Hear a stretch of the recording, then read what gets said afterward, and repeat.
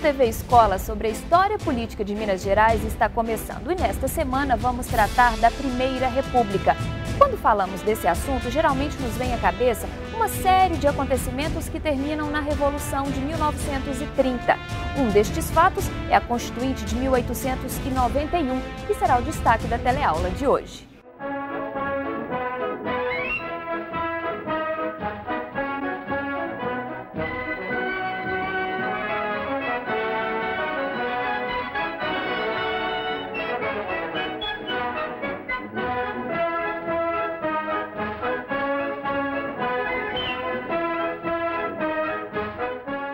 Durante a Primeira República, a crise dos governos militares, o papel dos políticos na Constituinte de 1891, a política do café com leite, a crise dos anos 20, a industrialização e o movimento operário, as revoltas messiânicas e populares, o papel dos tenentes e a crise oligárquica foram fenômenos que merecem a nossa atenção.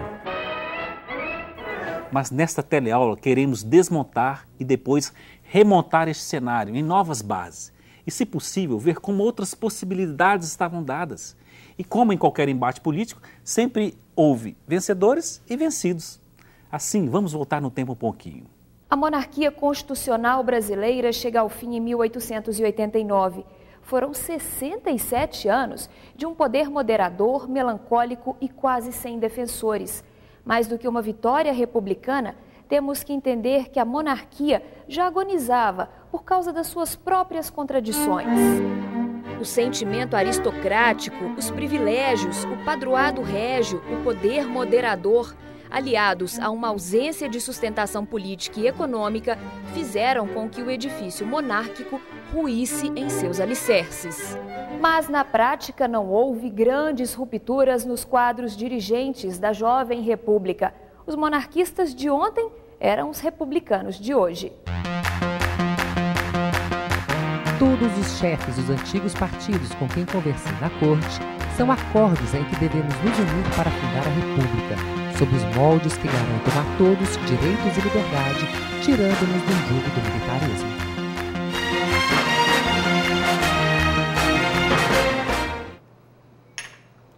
Como explicar que uma ordem política que durou quase 7 décadas tenha sido derrubada em 48 horas?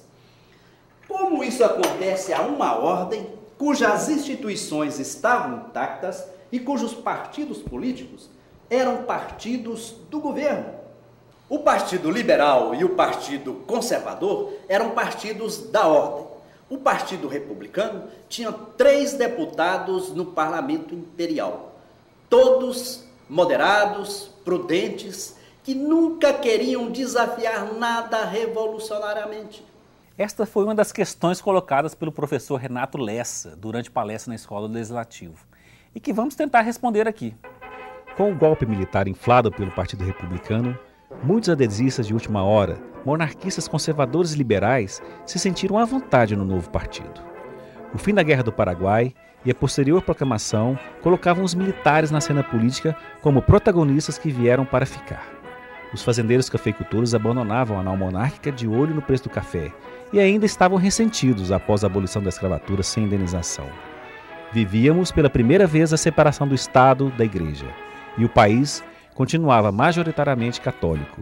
O povo assistia a tudo, bestializado, sem entender o que se passava.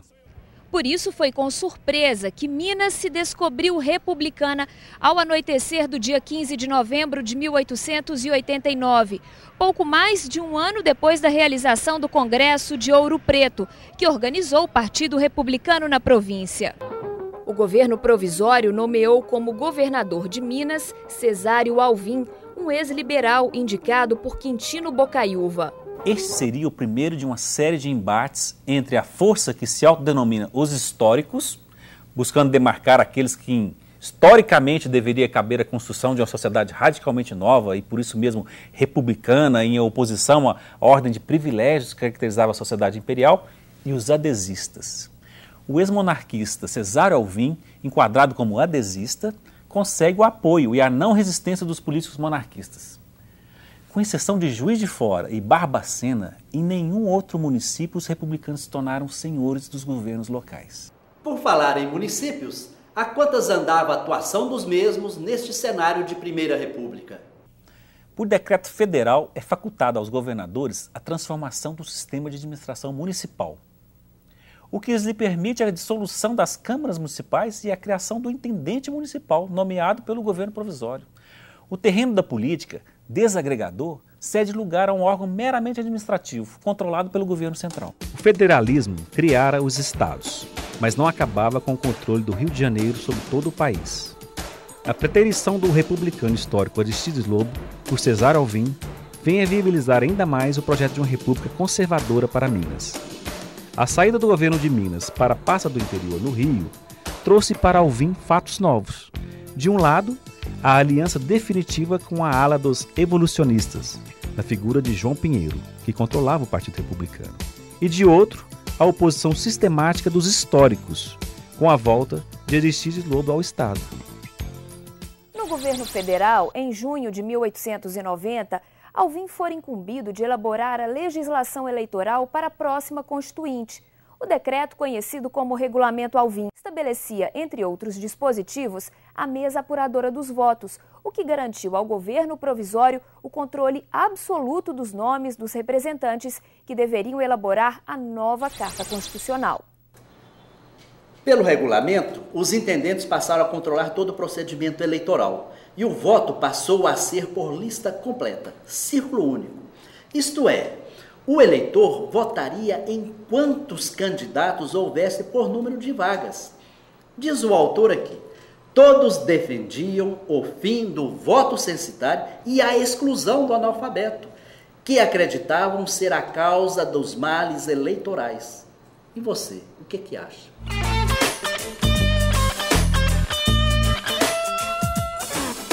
Você acha que os analfabetos são capazes de escolher ou não bons candidatos políticos e por quê? Eu acho que sim. Analfabeto não é sinal de ignorância.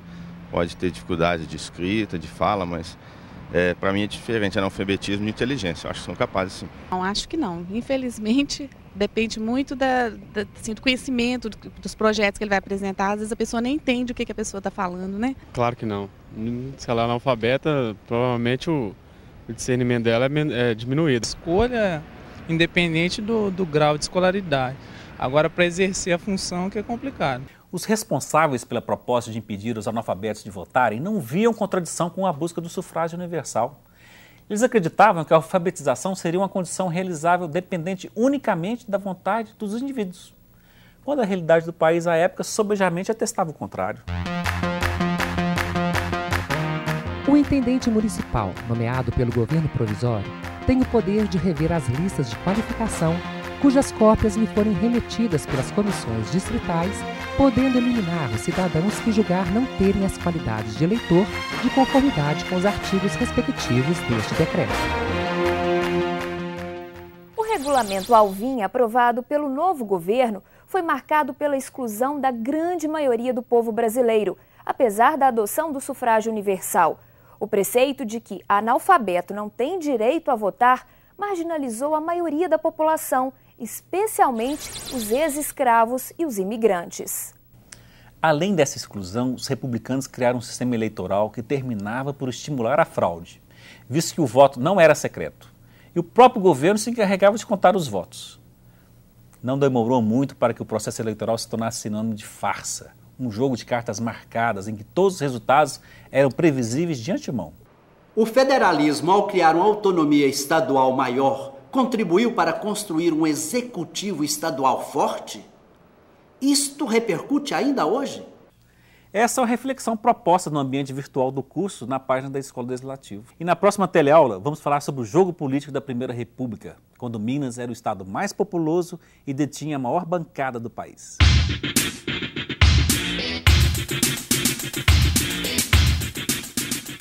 Na teleaula de hoje, você relembrou o fim da monarquia no Brasil através de um golpe militar apoiado pelos republicanos. Viu que na Primeira República houve a centralização do poder, o fim das câmaras municipais e a presença de Minas Gerais no comando do país durante o governo provisório. E viu também que o sufrágio universal foi instaurado, mas ainda com uma brecha para a exclusão e a manipulação dos pleitos. Nos encontramos na próxima teleaula. Até lá!